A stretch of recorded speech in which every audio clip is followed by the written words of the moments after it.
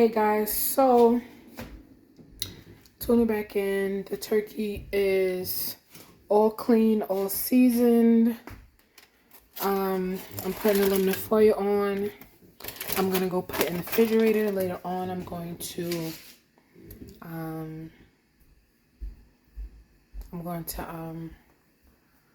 cook it. So yeah. First things first, Thanksgiving is coming along.